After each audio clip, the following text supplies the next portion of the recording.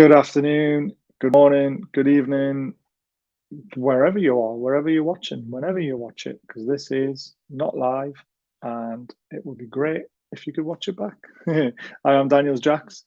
I'm here with your local and national UK news. Let's get cracking. England, wow, fight back at last is what we wanted to see in the cricket.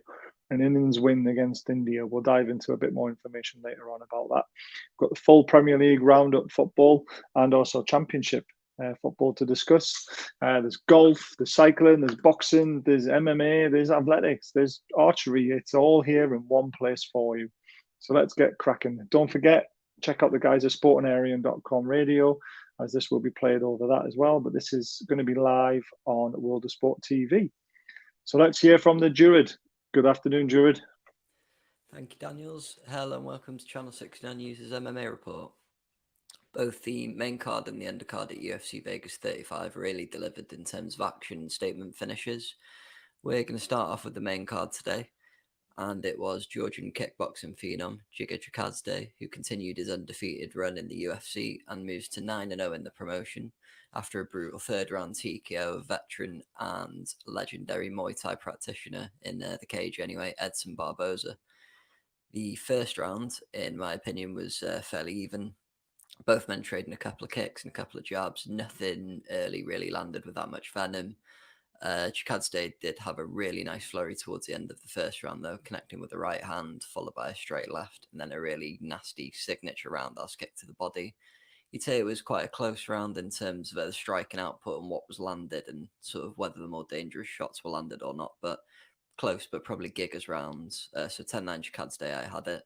Second round was a lot closer than the first for me, but Giga probably still took it in terms of the quality of strikes landed.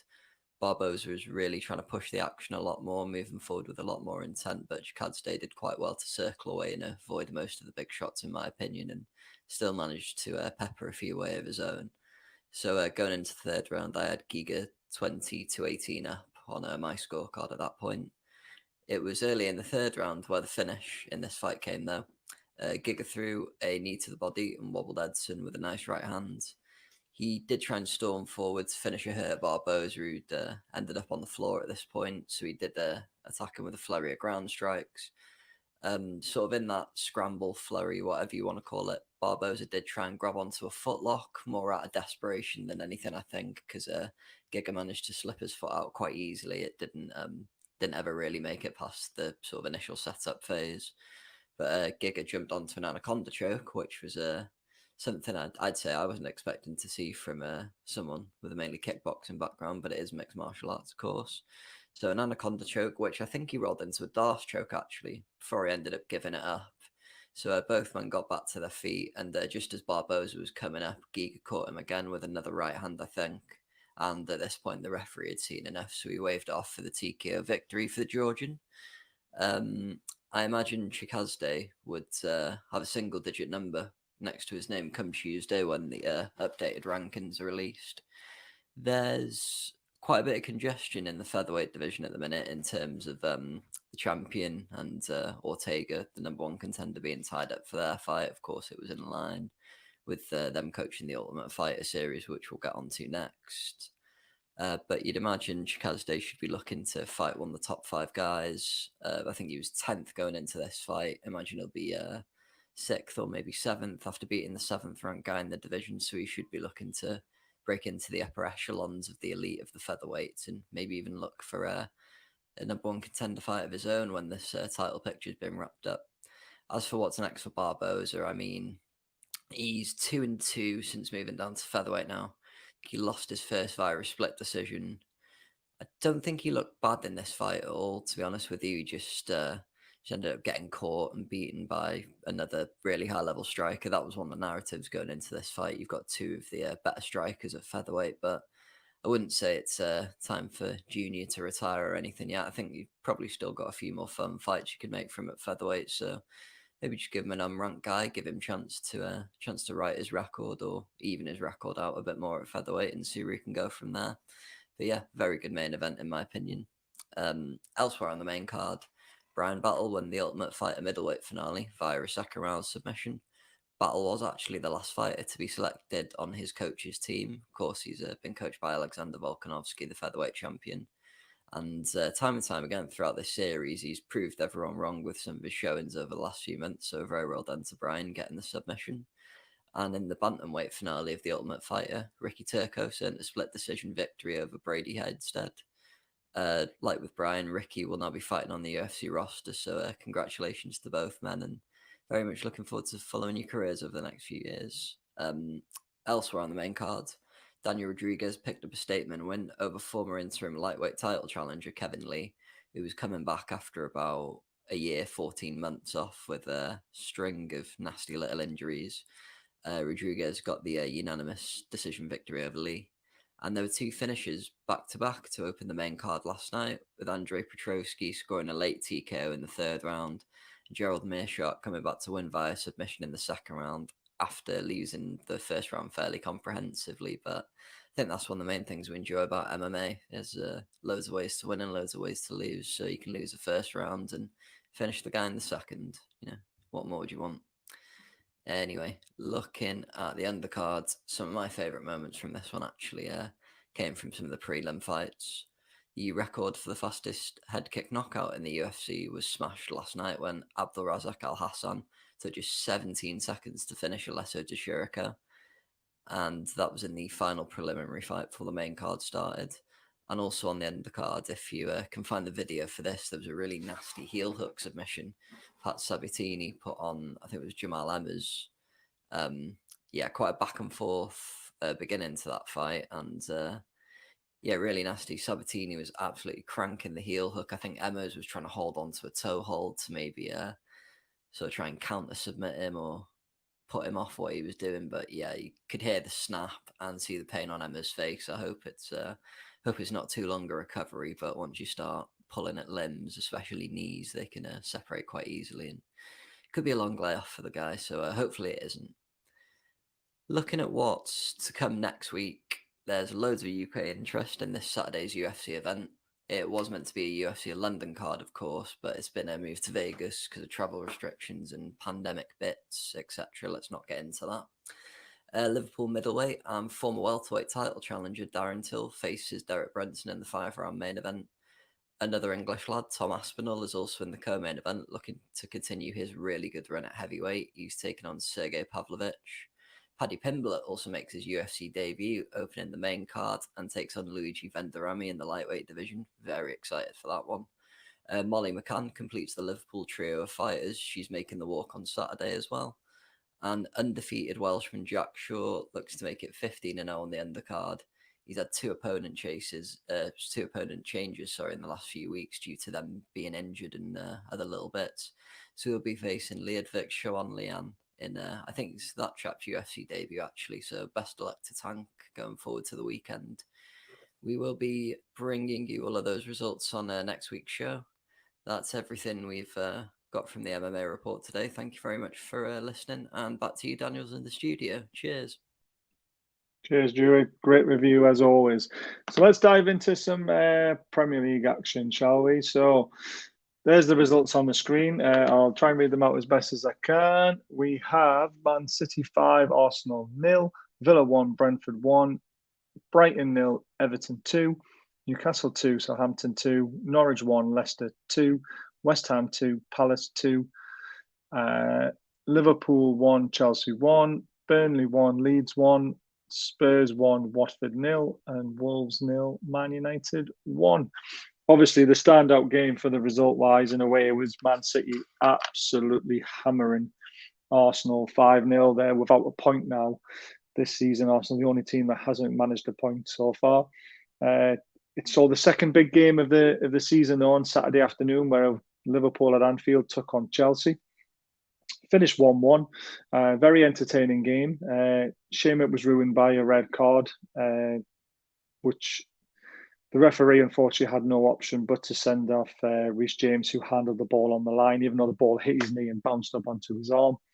The letter of the law says he has to be sent off, which double jeopardy in my eyes. Give the penalty, get on with it. He was very unlucky. He wasn't trying to handball it. It was just the way it happened. Accidental or not, I mean, give the penalty, but don't send the lad off. kind of ruined the game for Chelsea, but my word, what a performance from their defence. They stayed absolutely solid. They, resisted everything from Liverpool and held on for a great point. Man United soldier on as well. Didn't play well against Wolves, but managed to win 1-0. And Tottenham are the only team with a 100% record after winning 1-0 again. That's 3 1-0s in a row for the Coys. And let's see where their season can take them. Obviously, Harry Kane has stayed. A big transfer update was obviously everyone knows about it. Ronaldo is back at Man United. I wonder how that kid on Twitter who his Man United Ronaldo shirt is feeling right now. I bet he feels a little bit stupid. Just as stupid as the Man City fan who was wearing a C Ronaldo top at the most recent home game, because obviously he thought they were going to sign for Man City. But there you go. So there's the league table. Like I mentioned, Tottenham flying, West Ham flying as well. Got to give them a mention. 7 points. The top 7 teams look pretty much what they might be. West Ham obviously all depends on injuries and how well they do through the season. But Arsenal complete bottom of the league. We'll talk about Newcastle in the local news section rather than talking about them now, because I'll go on a bit of a rant and no one wants to hear that right now. Anyway, that's enough of football. Let's move on to some boxing, and Arv has got an update for us. Good afternoon, Arv. This is Arv the Fox Mittoo with your weekly boxing updates. I just wanted to talk about some fights that occurred last weekend. There's some good fights, and the first fight I wanted to talk about was Mark Masoya vs Julio Cesar Sojo. It was a WBO international title for the WBO international. It was for the WBO international title and WBC World Featherweight title eliminator. It was a very good fight. Mark Masoya having 22 fights, winning them all with 16 knockouts, and Julio Cesar Sojo with 32 fights, 32 wins, 5 draws, 5 losses, 1 draw, and 28 KOs. This one was a very good fight. I had Julio Cesar Sojo win. I had him winning the fight until up to the last round. Don't get me wrong, Mark Masoya was fighting very well, but I just gave Cesar Sojo the edge. But in the 10th round, Cesar Sojo got hit with the right hand and was knocked out. But up until then, he put up a very good performance. Oh well. So the winner was Masoya with a KO. But yeah, good fight that one was. Second fight on the bill I wanted to talk about was John Leo Datto v Angelo Antonio Contreras. Datto winning 14, no losses, 1 draw, and Contreras winning 10 fights, 4 losses and 2 draws. You can never judge a person's record. It doesn't mean anything. I mean, by looking at the record, you wouldn't thought he'd be able to fight, but he was one hell of a fighter. Matching Datto over everything. Actually, I had him winning the fight when I was watching the fight, and he did win the fight. In the 3rd round, he hit Datto with a nice sweet uppercut. I'd put him down, but he got back up. And yeah, I had him winning, and he did win. It was an 8-rounder. He won on decision, but that was a cracking fight. The other fight on the bill I wanted to talk about was Victor Ortiz v Robert Guerrero. Victor Ortiz winning 32 fights, losing 6 and 3 draws, and Robert Guerrero 36 wins, 6 losses, 1 draw, with 20 KOs, and Victor Ortiz had 25 KOs. Very competitive fight. 2 fighters who were well past their best, but still it was a good performance fight. Guerrero won that fight by decision. Maybe 6-7 rounds I had him winning, and Victor Ortiz winning maybe 4 of those rounds. It was a good fight, but yeah, both men passed their very best. 2 ex-world champions, 2 former world champions who were very good in their day, but still put up a good performance, even though they were nowhere as good as their former self. And the other fight on the bill, last fight on the bill I wanted to talk about was Manny Pacquiao v Yordenis or Ugas. It was for Ugas had the WBA, was a WBA champion, I believe, and Manny Pacquiao was a WBA super champion, something like that. Anyway, that was a very good fight. In my opinion, you have a lot of people saying that Patman was too old, but when you haven't fought for 2 years, it makes a big difference in your performance. They say practice made perfect, and when you've been at the ring for such a long time, what do you expect? I can't judge him to say he should retire, as he's been at the game for a long time. So if he wants to continue, that's up to him, even though, you know, he's a legend. What he's done in his career is fantastic. But I can't judge to say that he's past his best after just seeing one fight. I'd have to wait and see him fight a second time. But at the same time, if he retired, I didn't mind. But it was a good fight. I mean, nobody expected the Cuban to box as good as he did. He was very skilled and put up a very good performance. And he won on points, but he boxed absolutely brilliantly, working off the jab, throwing right hands, uppercut, countering, doing everything fantastic. And he deserved the win. And yeah, it was a fantastic performance. And we'll see where Uwe fights next in his next fight. But yeah, I can't judge Pacquiao to say he must retire and that performance, even though if he wants to retire or if he wants to continue, that's up to him. But I'm not going to judge him on that. Like I say, I'm not going to judge him on that performance because he's been at the ring for 2 years. But fair play to Ugas because he was a very skilled boxer and done very well. That's it for this week, and I hope everybody has a great weekend. Now back to you in the studio, Daniels. Cheers, off. Brief update on the boxing there again. He's going to be in Brighton this weekend, and I hope you enjoy the show, mate, and enjoy commentating on those fights that you're going to be watching because you deserve a good opportunity to do stuff like that. So enjoy, mate. Let's go on to Billy for some golf, and then we'll talk some cricket afterwards. I can't wait to talk to cricket. I really can't. Hello, Billy. Guten Morgen, guten Tag, Guten Morgen, Abend, guten Nocta. Ich bin Wilhelm der Shank Trey und danke zur Dr. Dirk Spaniel. I'm not German, am I? No, I'm English. Wait. Thank you to Daniels Jack for his kind introduction, and welcome to Channel 69 News Golf Report. Added to a little bit of cycling this weekend with me, Billy the Shank Trey. I'm going to start with cycling and talk about the Vuelta, which I said I'd talk about in more detail this week. I left you last week with Primoz Roglic leading on a Sunday, and he maintained his lead on the Sunday in the mountain event. He finished 1 minute 5 behind Damiano Caruso on a mountain stage. Roglic finished second, Enric Mas third, Jack Haig fourth, Adam Yates fifth, and Roglic led by 28 seconds from Mas. 1 minute 21 from Lopez, with Jack Haig 1 minute 42, Ian Burnell 152, and Adam Yates 2 minutes 7 going into the rest day last Monday. Big event happened Tuesday in another mountain stage where there was a breakaway. They got 12 minutes clear of the peloton where the red jersey was, and a further breakaway within the breakaway led to Michael Stewart of Australia winning the stage from Belgium's Van Zevenant, Clement Chapuisat finished third, Van Baal, and Odd Christian Alking of Norway was also there.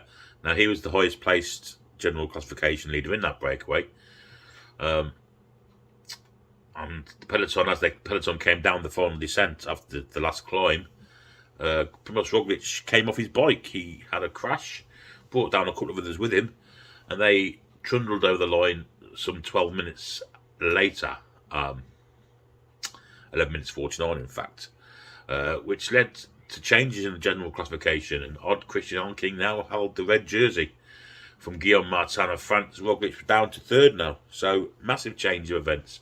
Enric Mas fourth, Lopez fifth, Haig, Bernal, Sepp Kuss, Adam Yates. So that was a huge change in fortunes, and Roglic found himself in the uncommon position of being third, so he had to try and claw some time back.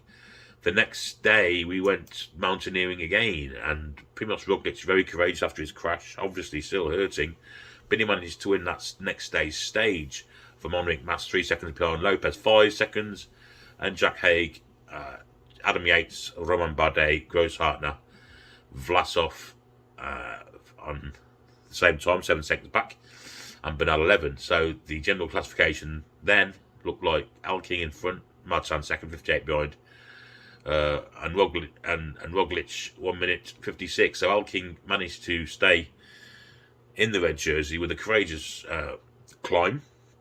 He led from the main protagonist, Roglic, 1 minute 56, almost 2 minutes back from him. The next day was a flatter stage, and this was won by Magnus Kort of Denmark from Bagnoli, Malcolm Matthews, Mittoo Trentin. Had a bit of a sprint at the end. No change in the general classifications though. Alking still led from Martin and Roglic, same times as previously stated. The next day we then went to another sprint stage on the Friday. This was won by Florian Sénéchal of France, just edging out Matteo Trentin, the former European champion. Dalmazi was third, alongside Mezgec of Slovenia, De Wolf, Alaget of Belgium, and the general classification stayed the same. Yesterday was a mountain stage. A breakaway occurred of 4 or 5 riders, and quite a good quality breakaway. Within that breakaway was the Olympic mountain bike champion of Great Britain, Tom Pidcock, the Unit Grenadier. But the class of the breakaway won the actual race. He broke away from the breakaway in great style. Roman Bardet, he won from 44 seconds from Jesus Arada of Spain, Jay Vine of Australia. Pidcock managed to finish third. In the peloton, Primoz Roglic managed to scramble back 20 seconds on Alking, and Guillaume Martin managed to claw back 4. So as we go into today's stage, Odd Christian Alking leads by 54 seconds from Guillaume Martin. Roglic is 1 minute 36 and Mas 2 minutes 11. And I'm going to say that Alking won't hold on to that lead this week. As courageous as he's been in the past 5 or 6 days, I believe Roglic will claw that back. There's a time trial this week and more mountain stages, and I think Roglic's class will come through. We're going to go to golf now, and we'll go back to last week's event. On the PGA Tour, the Northern Trust event, John Rahm and Cameron Smith. And he said Kurt Smith, then the current Tiz Fizz bass player, Cameron Smith of Australia, led. And John Rahm took the lead with 3 holes to go. Looked like he was the winner all over, but he managed to bogey 2 of the last 3 holes to drop back. Cameron Smith went past him, as did the round of the day from American Tony Finau, shot a fantastic 62. To take him into a playoff with Cameron Smith, Cameron Smith drove the ball out of bounds on the first playoff hole and put himself beyond the 8 ball before it even started. Tony Finau won with a par and won his second ever only PGA Tour event, which is surprising for a player of such class. Always there or thereabouts in majors. So he took his second ever PGA Tour victory from Cameron Smith. John Rahm was third. Hoagie, Thomas, Noren were tied fourth. And then we go forward to what's happening today. Now in America at the PGA Tour, the BMW Championship, the second of the 3 end of season tournaments, the playoffs as they're known as. And it's been a great event for Bryson DeChambeau. He's played very well. He's hit the ball on the fairway really, really well this week. And we all know his length. We all know how long he is. Yes, he's got a long drive, and he's got probably the longest on the tour. He's joint first with Patrick Cantlay of America. Sun Jae-im of South Korea is third. Tied fourth, Ansa Burns, and a return to form for 2 European superstars, Rory McIlroy and Sergio Garcia. John Rahm is 5th. He's 8th. So a great event today. There's lots in contention. I think it's going to be very exciting for that. And then they will head into the end of season Tour Championship, the $1 million event at the East Lake Golf Course. Before then, the preparations will then start for the Ryder Cup. So that's the European leaderboard. That's the PGA leaderboard. We'll go now to the ladies. Not much going on there because the Solheim Cup is next week, and all the European stars and US stars are in preparation for that. The pairs event, the Jutanagan sisters lead this, and the Dowell Great Lakes Bay Invitational from Clanton and Swanapura. No and Kim, joint third with Ashok and Anna Winnikan. Sasso, MJ Lee, and we'll go down. Christy Meadow is joint sixth with Christy Kerr. But a pairs event, and obviously not well attended, as I said, because of the aforementioned Solheim Cup. So next week, that's what we have. We have the Solheim Cup.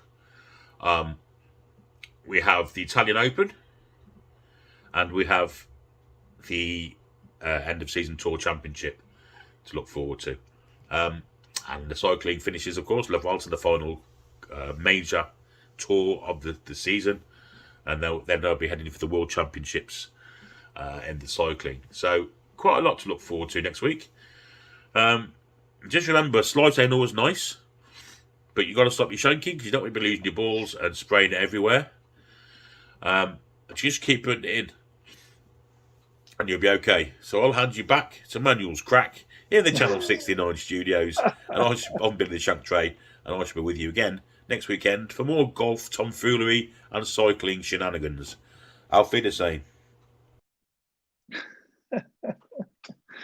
Oh, length, crack, everything. Cheers, Billy, as always. Billy the Shank Tray there with a golf update and a bit of cycling as well. So fantastic. Now to cricket at last. Yes, England are back in the Test series. 1-0 down against India after 2 tests. The third test started at Headingley 2 years ago. Ben Stokes did that heroics against Australia, winning the Test match, and England were absolutely phenomenal again at Headingley. India won the toss and Kohli elected to bat. Joe Root was asked what he would have done and he wasn't sure. So he was actually glad he lost the toss and the decision was taken out of his hands. And what a decision it ended up being, because England ended up bowling out India for 78 on the first day. Wickets from Jimmy Anderson, Robinson, Overton and Curran all shared the wickets. Absolute fantastic bowling performance as a group. And it's not often you see that when you bowl a team off for 78, you normally see someone taking 5 or 6 wickets, but they were all shared out. Absolutely fantastic. And Anderson got Kohli again very cheaply. The Indian batting lineup looked like a telephone number. Only 3 double scored figures, 19, 18 and 16, and the extras was the third top score. So absolute shocking display from India. England were 120 for naught after the first day, with Hamid and Burns opening the innings and batting really, really well. A very strong partnership. Very, very happy with them two opening the batting. Burns was 61, Hamid was 68. Milan then came in on day 2. He scored 70, great innings as well. But Joe Root, the captain, the man's on a different planet at the moment. He's in the form of his life. 121 of 165 balls. He made it look so effortlessly and helped England to a score of 432 all out. A little bit disappointing with Butler and Ali and Bairstow 37 and 8, but Overton with 32 and Sam Curran 15. Put on those extra runs that were needed. Going into India's second innings, it was a lot more discipline from them. They were trying to draw the game, not really with much luck, to be fair, because they were never going to draw the game. But they tried the best. Sharma at the top of the order with 59, Pujara 91, and Kohli 55. Really, put the backs up England bowlers. They were trying everything they possibly could. But Ollie Robinson with 5 for 65, absolute fantastic performance. Overton as well was unbelievable, 3 for 47. And they ended up wrapping it up. India, after 83.3 overs, were only 3 down, and they were all out after 99.3 overs. So that just tells you the new ball, second new ball, did the trick. They couldn't handle it, and we were always going to see the game out, and we didn't have to bat again. So the scores were 432 for England in their first innings, India 78, and 278 all out as well. and England win by an innings. Now, going on to the next fixture, the Kia Oval starts tomorrow, Thursday. Can't wait for that. There'll be a couple of changes either side. Likelihood is that Butler will drop out because his wife's giving birth, so we wish him all the best. And we'll see Pope come in. And there's a very good chance James Anderson, which is a shame, could be rested for the next test. Alongside Sam Curran might drop out, and we might see two new bowlers come in Walks and Wood. Wood for his pace, and Walks is a fantastic bowler. He's obviously been out injured, and now he's back. So yeah, so England level the series 1-1, and we go into the fourth test tomorrow, and hopefully England can seal a victory there, and then can't lose the test series, and then hopefully wrap it up on the fifth test. But we'll see what happens. Now let's go to Annie, to our guru when it comes to championship football, and hear what he's got to say. Hello, Annie. Thank you, Daniels. And today, for your championship weekly roundup, we'll be having a look at the latest championship fixtures and how they have played out. So, there were two, all the games were played on Saturday, by the way. There were two early kickoffs at 12:30. The first one was Cardiff City against my team, Bristol City, and it was a 2-1 win for Bristol City. It was a good performance from the Robins, and they won the local seven-side derby, which was very, very good for the fans and for Nigel Pearson, who has now got his second win in 3 games. A Cardiff first loss of the season. Derby 1, Nottingham Forest 1 was the second early kick-off, and a point each for East Midlands. Saves Chris Hughton's job and push it further down the road just a little bit. But Derby probably deserved on the total, on the whole, to be honest. Hull 0, Bournemouth 0. Nothing much to talk about here. Bournemouth get a point away at Hull. Middlesbrough 1, Blackburn 1. Again, nothing much to talk about here. Blackburn 1 shot on target again and get a point. Millwall 2, Blackpool 1. A late win from Millwall. Blackpool going down to 10 men very early, but still Millwall just about claw their way to victory. Blackpool actually take the lead. Millwall have to get back from 1-0 down to eventually win 2-1 there. Huddersfield 4, Reading 0. And as I've just as I speak, about 15 minutes ago, Reading have just signed Danny Drinkwater on loan from Chelsea, which is a very interesting signing, by the way. Huddersfield, yeah, they are looking very strong at the moment. But Reading, good God, they have the worst defence in the league, and Veljko Panovic is looking under very serious pressure there at Reading. Sorba Thomas, by the way, the Huddersfield youngster, looks really, really good. Preston 3, Swansea 1. Good win for Preston. Second straight win in a row after a win at home to Peterborough. 2 home wins on the trot from Frankie McAvoy. Just eases the pressure off a bit. And Preston can hopefully now kick on and gain a bit of form. Swansea they were just very poor. It was QPR 2, Coventry 0 at the Campbell Foundation Stadium. Good win for Rangers, not very viable, I would say, but look, you take the wins as they come along, and yeah, not necessarily the most convincing performance you'll see, but who cares if you're a Rangers fan. Coventry, they create a lot of chances, but they couldn't take it, unfortunately, and they conceded 2 goals, which is very unhelpful as well. Luton 0, Sheffield United 0. Blades just can't score a goal, can't win a game. They've scored 1 goal all season, haven't won a game. Really, really poor from Blades at the moment. Savisa Kanovic, what's he going to do? What's he going to do? Who knows? Who knows? Fulham 3, Stoke 0. Who's really surprised? Stoke in 3rd place, but Fulham are just way too good for this division at the moment. They have got so many good players, a very good manager. They've got Mitrovic up front. They're going to boss this division. And them and another team, which I'll come on to, are just going to be utterly brilliant in this division. And the final 3 o'clock kickoffs was Barnsley 1, Birmingham 1. Again, not much to talk about here, but a point for each team. Birmingham will be more disappointed they couldn't get the win. They were more dominant. But they have now struck a deal with Troy Deeney after he was released by Watford to go to his hometown club. And Peterborough 0, West Bromwich Albion 1. West Brom win again. 94th minute winner by Semi Jai. Unbelievable scenes at West Brom, and they get another win under Big Val.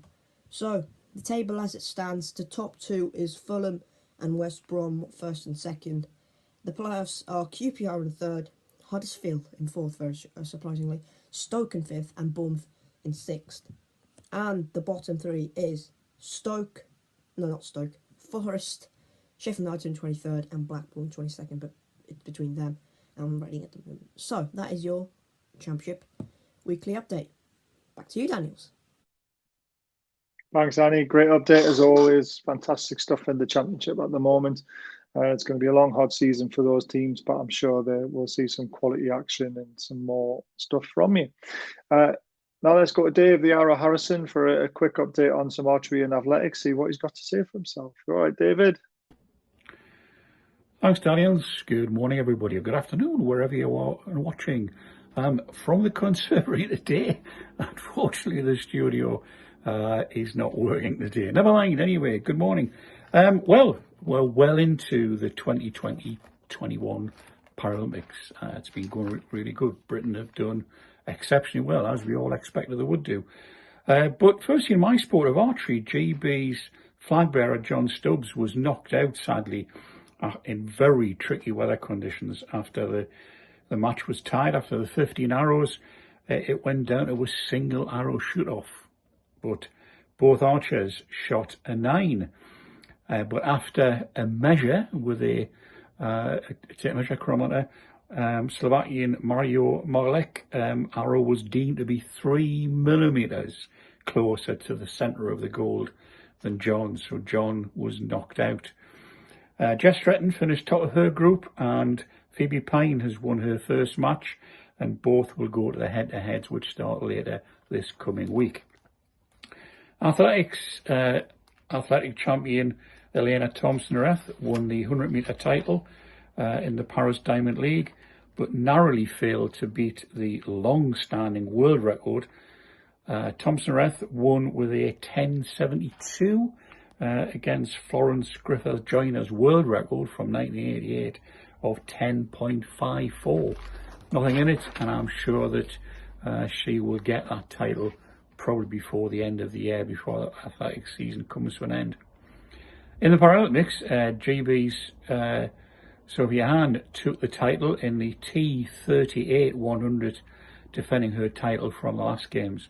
Jabeth Thomas-Young taking the men's 100-metre title. The European champion is now the para champion as well. Well done to them both on getting their medals.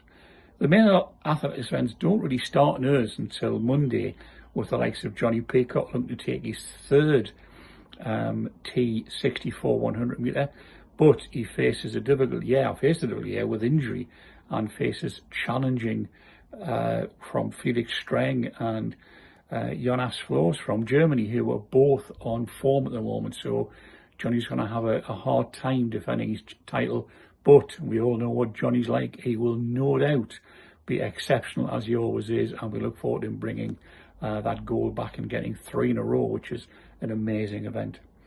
GB is currently second in the medal table with 21 gold, 18 silver and 17 bronze, for a total of 56 medals. China leads the way with 93 medals, so it's unlikely we're going to catch them, but we could well finish second. We've got some great teams and individuals coming up this week, and I'm sure they'll be looking forward to getting their medals and doing very well. I'm out and about again next week, so again I'll be looking to do my report next week from the Middleburn Archery Field. I'm down at the Archery GB National Filings event at Little Shaw Sports Centre again, so depending on the weather I'll be doing it outside. If not, it'll be probably stuck in some little room somewhere, so we'll look forward to that. Anyway, that's it for me this week. Another short one, but lots to report on next week, so we'll do that and see you then. Have a great week, everyone, and Daniels, it's back to you in the studio. Bye.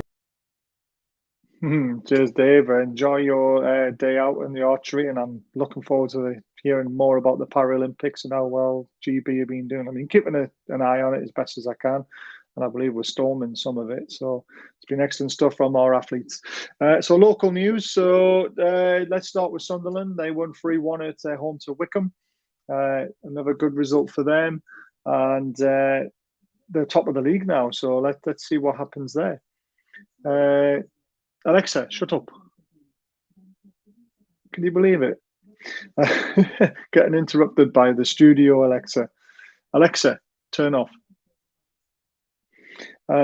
So, sorry about that. Middlesbrough, don't think they played. I've been searching for the results, but I don't think they played at the weekend, so that's a bit of a strange one. But it's an international break coming up, so there won't be much football news next week. There'll be no Championship fixtures or Premier League fixtures, but we'll do our best to get you the England results and stuff like that. So, obviously, we've got to talk about Newcastle United. I don't really want to. 2-2 draw at home to Southampton. Very poor result for the Magpies. Went 1-0 up. Then they pegged us back. We then thought we won the game in the 91st minute, only to give away a penalty after a VAR decision, which was a penalty, and we ended up drawing 2-2 in the last minute. Undeservedly got a point. We didn't deserve to win. Southampton were all over us, and the writing could be on the wall for Steve Bruce. The transfer window slammed shut. We've only brought in one player. We've let about 10 go. It really is dire straits at the moment at Newcastle United Football Club, and if relegation is looking a real big possibility this season, we'll have to wait and see.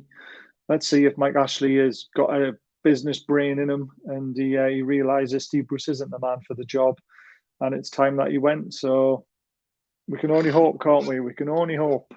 But I've been Daniel Jacks. This has been Channel 69 News on World of Sport TV and also on sportanarian.com. Please check the guys out. Do some great stuff on there as well as this YouTube channel. Please like, subscribe and share if you're enjoying the content, because we really want to grow the channel and bring you more content and better content. But other than that, thanks for watching Channel 69 News. Stay classy, guys.